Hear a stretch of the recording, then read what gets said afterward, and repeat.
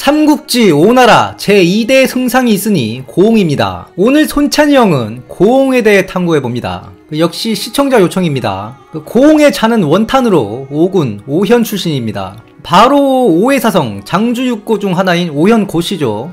빵빵한 집안이다 보니까 고홍은 젊어서 그 유명한 채홍의 제자가 됩니다. 청소년기에 이미 채홍 밑에서 수학을 했다고 보이는데, 보통 20살에 관례를 하고 나면 아명을 버리고 관명, 즉 대명을 받죠. 이게 정식 이름인데 자와 마찬가지로 아버지가 지어주기도 하고 귀한 손님 또는 중요한 사람이 이름을 지어주기도 합니다. 이 옹이라는 이름을 채홍이 지어졌다 되어 있어요. 채홍의 옹자와 한자는 다르지만 그 음과 뜻이 같습니다. 화합한다는 뜻이에요. 너는 나를 이을만 하다 본거죠. 채홍이 아끼던 제자였다. 그뿐만 아니라 원탄이라는 자도 채홍이 지어준 자라 되어 있습니다. 관직길도 채홍이 열어주죠. 고홍은 채홍에게 청거되어 합비 현장이 됩니다. 이 합비는 이후에 유복이 보수하기 전엔 요충지도 아니었고 이후 전란으로 초토화돼서 폐허가 돼버리죠. 그래서 합비 현령이 아니고 현장인 거예요. 그런데 고홍이 조정이 임명한 정식 관직을 하다가 오나라에 합류하게 되는데, 여기에는 두 가지 동기가 있어 보여요. 첫째로 자신을 끌어주던 채홍이 동탁과 함께 골로 갔습니다. 둘째로 당시 고향이 속한 세력에 임관해야 되는 이유가 있었어요. 3년상 때문입니다. 그래서 주유가 노숙의 모친을 빼돌린 거예요. 고향과 닿지 않는 세력에 임관하면 집안 경조사를 못 챙기죠. 이게 당시 사대부들한테는 중요한 문제였습니다. 고홍의 고향은 오군 오현이죠. 그래서 송권한테 임관한 걸로 보여요. 송권이 회계태수에 임명되었을 때 고홍은 회계군의 군승이 되었다. 군승은 태수의 보좌직인데 고홍은 사실상 태수의 직무대행이었습니다. 왜냐면 송권이 회계에 안 있고 고홍한테 회계를 맡겨놨어요. 이 당시 장강의 동남쪽은 동부 도의부를 둬서 통치할 만큼 치안이 안 좋았습니다. 고홍이 회계군 일대 도적들을 토벌하여 공을 세웠다. 이에 송권이 그를 불러 사마로 삼고, 송권이 오왕의 자귀를 받았을 때에는 수상서령으로 삼으면서 양수향후의 자귀를 주었다. 가족들은 자귀를 받은 사실을 몰랐다가 제후가 된 걸 알고는 깜짝 놀랐다. 고홍이 말수가 적고 술을 멀리하면서 몸가짐을 조심했다 되어 있거든요. 이런 고홍의 캐릭터가 나중에 그의 생존에 영향을 줍니다. 후술하겠지만 사실 고홍은 승상일 때 제거될 뻔했어요. 송권이 형주도 얻었겠다, 본격적으로 형주를 직화라 하면서 고홍도 무창으로 옮기게 됩니다. 이때 가족들을 다 데리고 가야 되죠. 오현에서 모친을 무창으로 모셨는데 이때 송권이 고홍의 모친을 예로서 찾아뵈었다. 앞서 고홍이 술을 멀리했다 되어 있죠. 송권이 상당한 주당이었거든요. 사신이 오면 일단 술부터 먹입니다. 장소가 술 먹는 걸로 잔소리하니까 술맛 떨어지네 하면서 집에 간 적도 있죠. 고홍이 술을 안 마시니까 송권이 술자리에 고군이 있으면 재미없다. 술 안 마시는 사람이 술자리에 끼면 상당히 부담스러운 게 있죠. 술에 취한 인간들의 군상을 맨정신으로 관찰하고 있는 거거든요. 사람들이 이를 좀 부담스러워했다. 여기서 참고로 말하자면 송권이 고홍을 고군으로 불렀어요. 군은 자기가 없으면서 땅의 조세권을 가지고 있는 사람을 뜻합니다. 사실상 지방 호족을 높여 부르는 말이에요.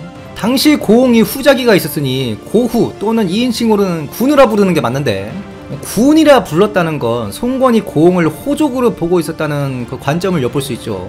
그리고 곧 오나라 초대 승상 손소가 죽습니다. 모든 신하들이 장소가 승상이 될 줄 알았고, 그리고 장소를 밀었어요. 그런데 송권이 장소 그 아재는 안 된다. 백관을 어우르는 자리인데 그 아재는 너무 강직해서 분란이 일어날 거다. 사실 송권이 장소의 잔소리를 상당히 거슬려 한 게 있죠. 그래서 사실상 송권의 총애로 고홍은 승상에 오릅니다. 그런데 이게 고홍의 가시밭길이었어요. 고홍이 승상일 때 일처리를 어찌했는지 열전에 나와 있는데, 관리를 뽑을 때 능력을 기준으로 뽑았다. 당시 호족들이 그러지 않았습니다. 같은 오이사성 중 한 명인 장원이 왜 골로 왔냐? 장원 본인도 아니고 장원이 천거한 그 장원 쪽 사람이 관리를 다 그쪽 애들로 뽑았어요. 송권은 형주를 발판으로 호족들을 조지려고 생각하고 있었는데 꼬투리 잡힌 거죠. 대호족계 인사들로 관리를 채워넣는 것도 송권의 형주 직하라에 반하는 일이었습니다. 그런데 중서전교랑 여일이 고홍을 고발하였다. 이 여일이 탐관오리인데 오나라 역사에 상당히 중요한 인물입니다. 그 전교랑 할 때 교가 들어가는 직급은 보통 감찰직입니다. 그 여일이 권력을 쥐고 승상 고홍 그리고 오이사성 주신 주거를 고발해요. 아무리 감찰직이지만 랑이죠. 이 정교랑 따위가 어떻게 이럴 수 있었느냐. 정교랑이 중요한 게 아니죠. 앞에 그 중서가 중요합니다.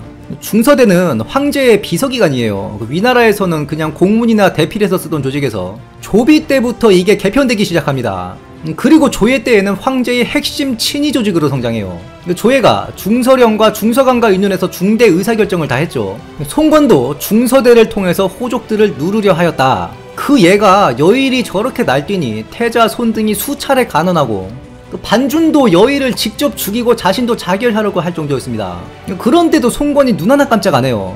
여일은 사실상 송건의 칼이었다 이 말입니다. 그런데 이 여일이 탐관오리였어요. 국가 전매사업 가지고 장난쳤다 되어 있습니다. 이러니까 결국 송건 이너서클인 보질마저 가난하니 송건이 여일을 죽이는 거거든요.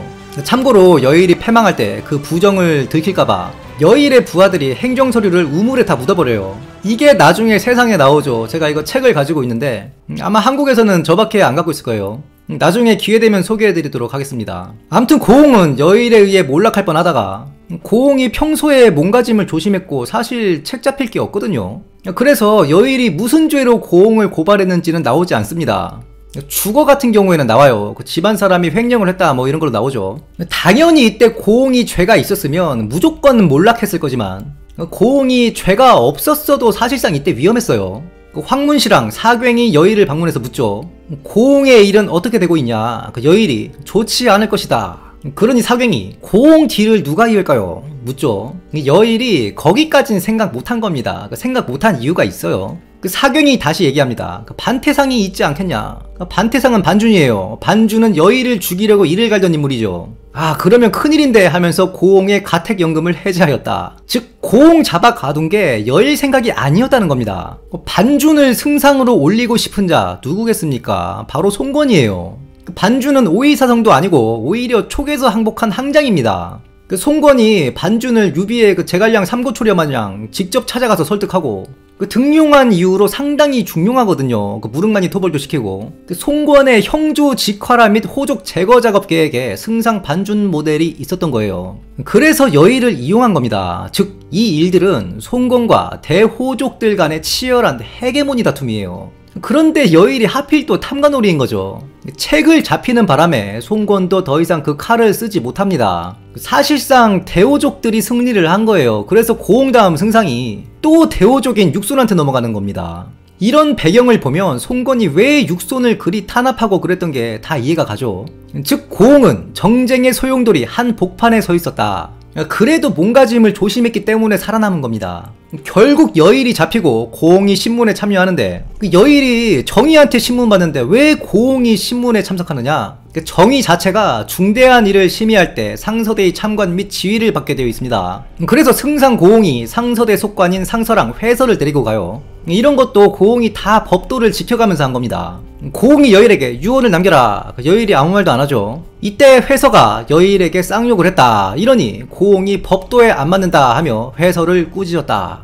고홍은 이렇게 행동거지를 조심해서 정쟁에서도 살아남았는데 결국 이 고씨 집안은 손자 때에 잘못되죠. 손자 고담이 손등의 내벗 즉 손오사후 중 한 명으로 출세가 보장됐다가 손등 사후에 이궁지쟁에 휘말려요. 그래서 승자도 패자도 없는 작피전역의 농공행상 문제로 교지에 유배됩니다. 이걸 고홍이 손자 고담의 캐릭터를 떡잎부터 알아봤다 하는 강표전의 일화가 있어요. 송건이 조카를 고씨 집안에 시집을 보낸 사이였죠. 바로 고홍의 장남 고소가 손책의 딸과 결혼했습니다. 즉 고홍의 손자 고담의 어머니는 손책의 딸이에요. 이에 송건이 고씨 3대를 불러 술자리를 하였다. 고홍은 술을 안 마시죠. 그런데 손자 고담이 만취해서 춤을 추고 난장을 지긴 겁니다. 물론 술 좋아하던 송건은 그런 고담을 항상 좋게 봤어요. 나중에 송건이 이궁지쟁에 얽힌 애들을 죽여서 시체를 막 강에 버리고 이러는데도 고담은 용서를 하려고 하기도 했고 귀양으로 끝내거든요. 집안 사람이기도 하니까 그랬겠죠. 그런데 맨정신으로 만취한 인간들의 군상을 항상 관찰하던 고홍이 손자가 만취해서 그러는 걸 보고 있기 힘들었겠죠. 이걸 참고 있다가 다음날 고담을 불러서 혼주를 냅니다. 옛날에 큰 공을 세운 소화도 한 고조한테 그렇게 못했다. 너는 무슨 공이 있냐. 그냥 가문 잘 타고난 것밖에 더 있냐. 아 태어나 보니 금수저라 춤사위가 그렇게 날 수밖에 없었구나. 네 놈은 가문을 망칠 놈이다. 꾸짖고 나가버리니 고담이 충격을 받아서 그 자리에서 멍 때리면서 한동안 가만히 머물렀다. 고홍은 75세의 나이에 세상을 뜨는데 죽기 전에 스스로 그 죽음을 직감했다. 송건이 태희 조천에게 고홍을 진찰하게 합니다. 그리고 조천이 돌아가더니 벼랑간 송건이 막내 아들 고재를 기도위에 임명해요. 이걸 보고 고홍이 안 거죠. 조천은 명이다. 내 생사를 보고했을 것이다. 송건이가 내가 죽기 전에 막내 아들한테 벼슬 챙겨주려는 거구나. 고홍이 죽자 송건은 직접 상복을 입고 조문하였으며 숙후 덕이 있는 자들이 받는 선시를 내립니다.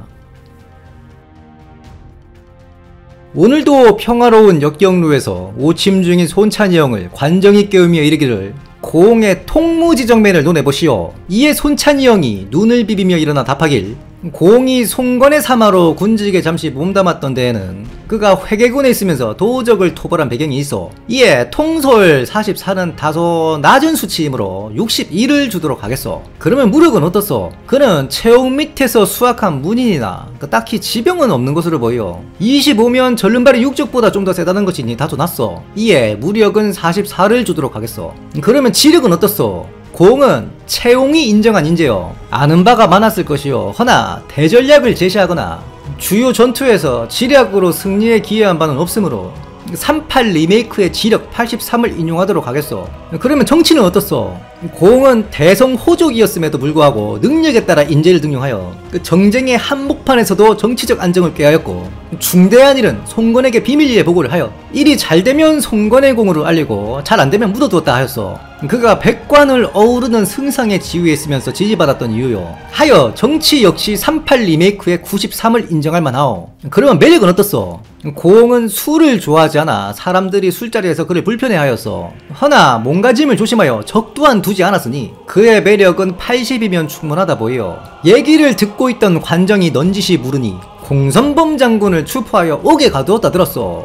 과거 짬짬이 사건 때문이요. 손찬이 형이 고개를 끄덕이며 그렇소. 내 그자를 혼쭐 내줄 생각이요. 이에 관정이 고개를 저으며 답하길 공선범 장군은 햄스터요. 어둡고 외진 곳을 좋아하니 옥에 가둔 것은 오히려 포상에 해당하오. 어차피 그는 햄스터 우리에 갇혀 지내니 사면하여도 도관해든지 아니요. 바로 그를 사면하시고 다시 야간 쳇바퀴 군사훈련을 맡기도록 하는 게 좋을게요. 이에 손찬이 형이 공손범을 사면하니 사람들은 옹중손범 즉 도관에 든 손범이라 회자하였다. 지금까지 정쟁에서 살아남은 자 고홍에 대해 탐구해보았습니다. 영상이 유익하셨다면 구독, 좋아요, 알림 설정 부탁드리며 다음 시간에도 풍성한 내용으로 찾아뵙겠습니다. 감사합니다.